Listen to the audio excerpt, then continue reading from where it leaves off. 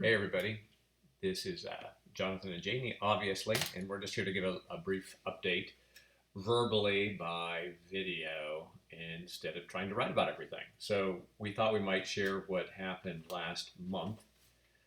So Janie, before we share what happened with the African Family Holistic Health Organization, tell what your prayer was back in the, even a year ago. Yeah. So when we first moved here, I ended up, there was all the violence going on across the U.S. and especially in Portland, and I ended up going through a book called "Be the Bridge" with my daughter, and decided I wanted to have a group, Be the Bridge group, through our church. And what was The what first was fall that Be we the were here. Bridge? What was the Be the topic of Bridge the book? is basically learning to be a bridge between blacks and whites.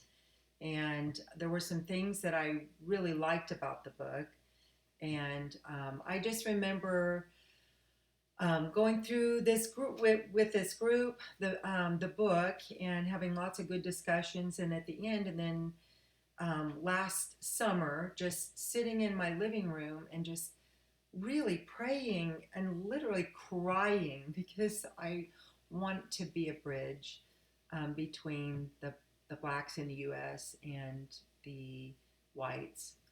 So I remember just saying, God, I don't know anyone that's black. I don't even have any friends here that's black. I don't know anybody in sisters that's are black. I mean, how can I be a bridge if I don't have that those people in my community? And so I remember praying and asked God that He would allow us to somehow be a bridge. And then it wasn't long after that Jonathan ended up getting a phone call. Yeah, it's interesting. I got a phone call from a guy who had gone through our servant leadership, our pastor servant leadership cohort, and he has. Some of you know that Central Bible Church in Oregon. Some of you don't even know what that is, but they sold their building, and with that cash from the building, they have funded all kinds of inner city, cross ethnically diverse churches.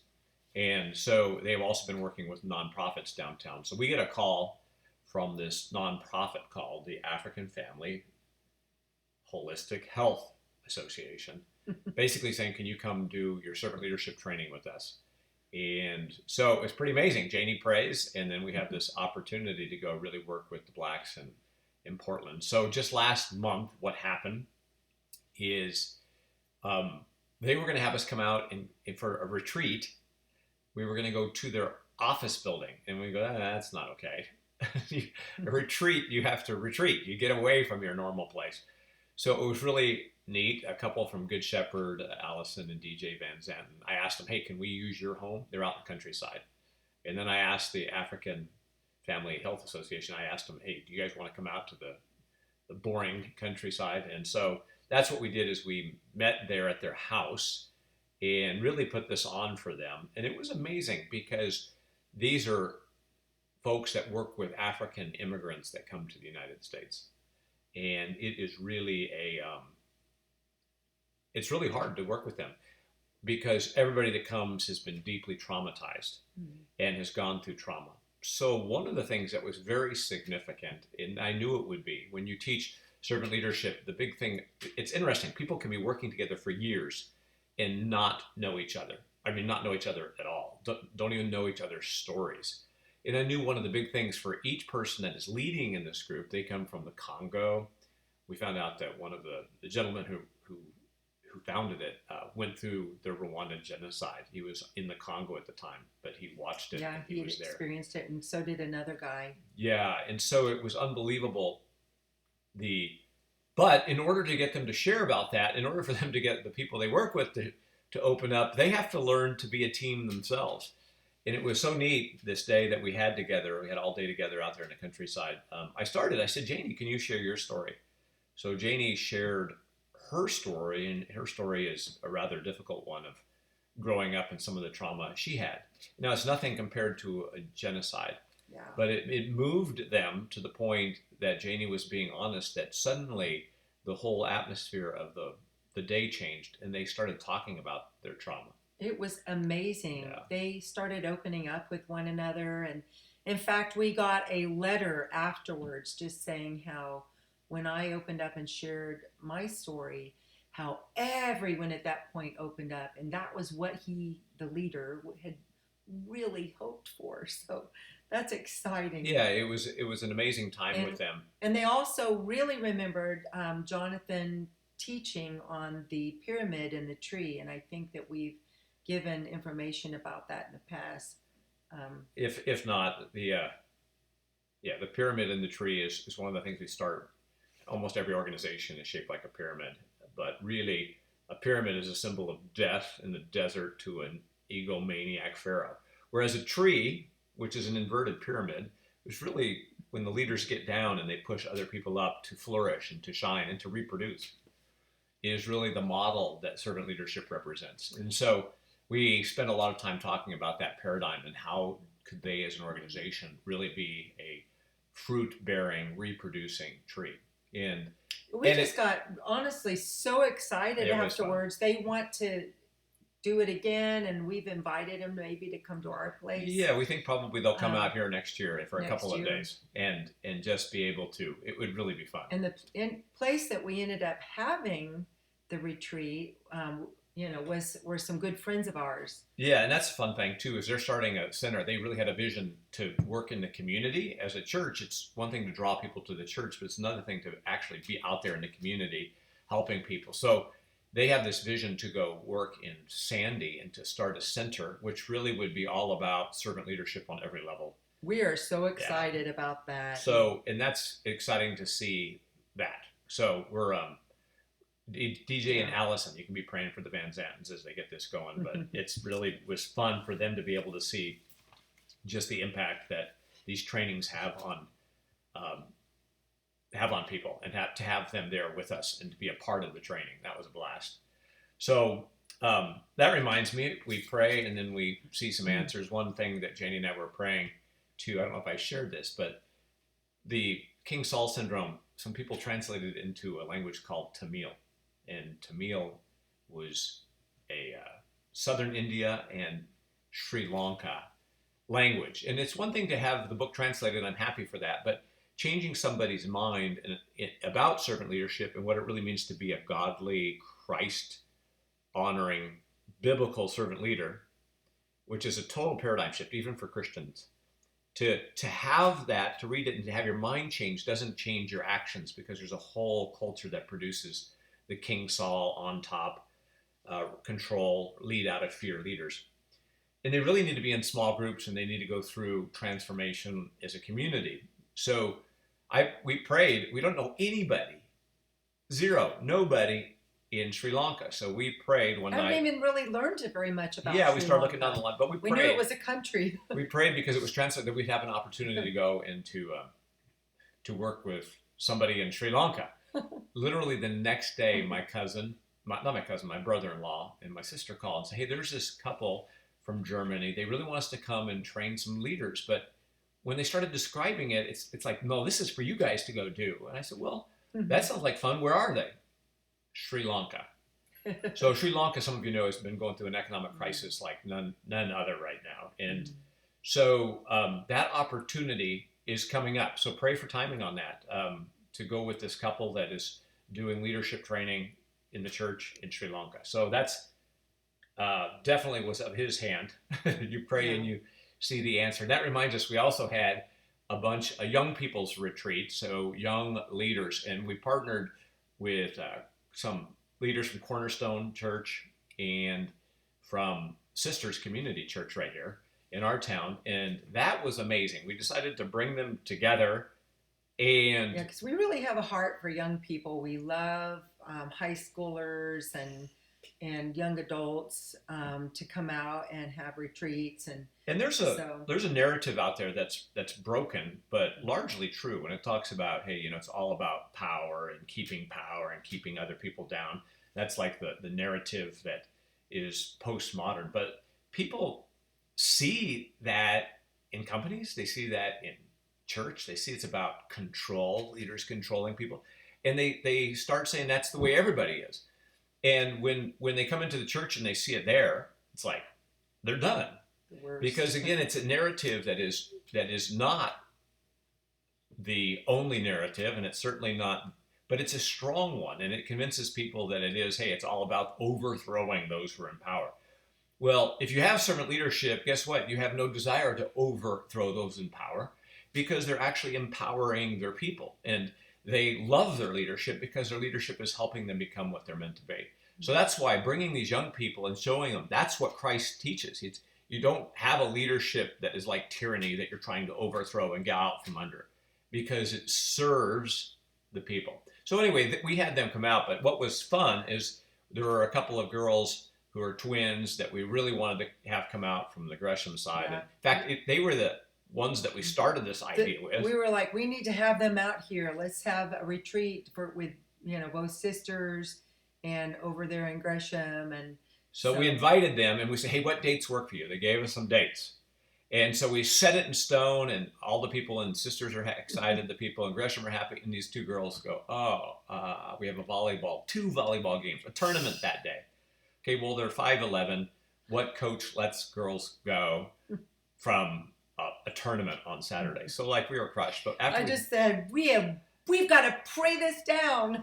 So well, in fact, Janie did. Have them here. So they have to be here. Those girls we really wanted here. They've been going through some tough times, and so we got down that night and we prayed. We said, Lord, just let the volleyball coach let them go. And I'm thinking as I'm praying, that doesn't happen. That's not going to happen. Volleyball does not let two girls who are 5'11" go on a tournament Saturday. Yeah. Well, they called the next day and they said, hey, our volleyball coach is going to let us go. And in fact, our volleyball says, oh, a leadership thing? This is the kind of thing we want you to go to. So we just knew that was God. And they came and we had 17 people in our home. 17 young people in the house that God has given us. We say our home, but honestly, this is like God's house. So it really was so fun, and it was amazing the bonding that these two, God brought it together because both sides were so encouraged by the others. And there were already some relationships that had been built. And so that was just an amazing time. And we talked about the role of the Holy Spirit in our lives and how he's the one that gives us the power to live as servant leaders. In fact, he's the greatest. It was really powerful. And we both had great times of talking with individuals. And it was really, really a meaningful time. And we were told that by some of the people that we... Another thing. Yeah, it was amazing. So the other thing is the community that we're a part of is, I was asked to be an elder at Vast Church, and I've shared this before, but Vast was part of a church split, Sisters Community Church, and Vast split 10 years ago. And I don't have to get into the details of the story, but how many churches do you know that have split, that have actually come back together? 10 years later, just 4 months ago, we came back together as a church. A lot of that was because of Ryan. I've never seen Ryan. Ryan is servant leadership. Yeah, he's just so committed to servant leadership in every way, and to be able to bring two elders to get back together, two elder groups together, and we be becoming like a band of brothers. It's so incredible. Yeah. But what's been neat about that is there are people who are in an age where division is just growing and growing and growing. When we see this unity here in Sisters, people are noticing it, and people are back in church. Been in the newspaper. People are back in church that haven't been in church since the split. People's feelings get so deeply wounded and bruised. We say, no, this shouldn't be happening in the body of Christ, and yet it does. And so to see this kind of healing, and to see we're absolutely like packed out. So each church was roughly, about 100 members in attendance. And as soon as we came together, it's been over 300 every week. And anyway, it's been an incredible blessing. So thank you for your prayers. Jonathan's an elder, and so he's part of helping all of that. Well, and I get to be a part of it. The servant leadership development in the church. It's been really fun. So okay. What's next? We ended up getting... having our trip that we were planning on this fall, it was postponed until next year. In January. So we were like, okay, let's find some things to do. And because of the fact that we travel to a lot of different places, and I'm working with people in trauma, I felt like it would be really great if I had some sort of license. I don't have a license in counseling, even though I have my master's in counseling. Um, but so I applied to be a chaplain. And so I did a whole bunch of studies in September in order to get my license. And I'm now a licensed chaplain. So, and it's just great to feel like I have a license when I go to places like Afghanistan or to Nigeria, where we're going to be going and working with people in trauma. So, Yes, and that's been pretty cool. So I'm super proud of my wife. She did all that work, and she just cracked down and she did it in just like 2 weeks, got it all done, and it was pretty amazing. So, not a hard so Chaplain Janie, just call her that. And speaking of trauma, so since we got back from Nigeria, I just being in Nigeria and working with communities where people had been burned out, literally burned out of their community, and women had lost everyone in their families. Just so much trauma, rape, horrendous stuff. I got back from Nigeria just feeling a strong sense from God that He wanted me to do a Mending the Soul group, which is a personal study on trauma and abuse. And I just was like, oh, but Lord, am I going to have time to do this? Because it's such a commitment. And, the Lord just said, I just want you to take one day at a time, So, we are now doing a Nigerian Mending the Soul study. And I have a co-facilitator there on the ground that has processed some trauma. And she actually was my interpreter while I was there. In fact, she gave Janie the idea to just go, hey, she needs further training, and so let's do this together. Yeah, so I'm excited because I feel like I'm empowering BB, the interpreter, my interpreter, who is now the co-facilitator in the group, and I feel like she's being empowered in her own community to be able to help people with trauma and go through this book on trauma that equips her so much more than she's ever been. So I'm excited about that, and the ladies in the group are excited about the idea of even having their own group someday. And I don't know, I'm not into just like, I don't think like that. I don't like, oh, let's start a movement. I'm more like, let's just start small, and if God does something, and He can do it. So I'm excited because we're really building intimacy with each other. I'm doing it on Zoom, but it's just been really fabulous, really, really exciting. Yeah, the guy I meet with, Williams, on Zoom, who's there in Nigeria, it's amazing what he's doing. He's been invited into several different seminaries to work with the staff on the whole concept of biblical servant leadership, because it's just missed. They lead like their fathers led them, with an iron fist. That's how spiritual leaders lead.